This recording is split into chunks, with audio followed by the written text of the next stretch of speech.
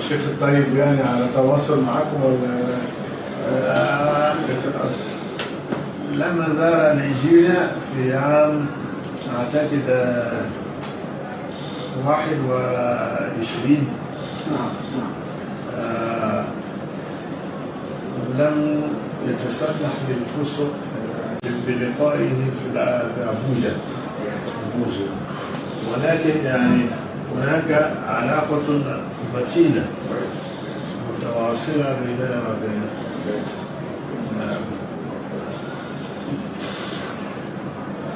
لو في أي حاجة يعني مطلوبة أنا علاقتي بالإمام يعني علاقة طيبة جدا.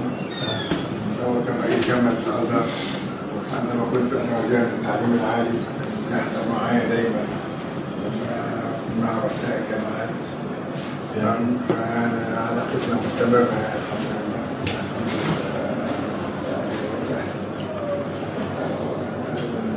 العمل اللي انتوا عاملينه هنا ان شاء الله ربنا يجزيكم خير.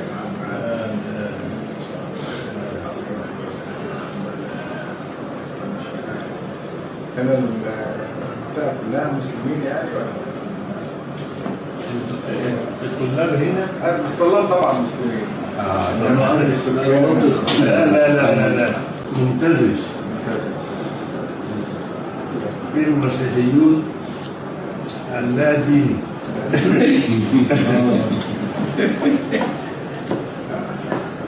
الحقيقة يعني أصبحوا كثرة دلوقتي الذين دول في دول كثيرة.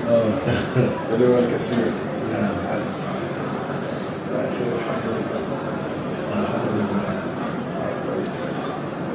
وهنا المركز بيدرس هل بيدي درجات أكاديمية ولا مجرد تدريب يعني؟ أكاديمية. والآن إنها جامعة خاصة للمركز بنظام تابع لنظام نيجيريا، نظام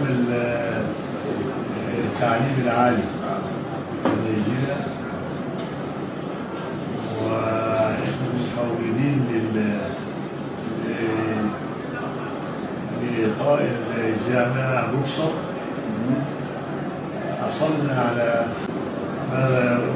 هذا التأمين من نيجيريا. جامعة تدريس العلوم الإسلامية والشرعية والإسلامية.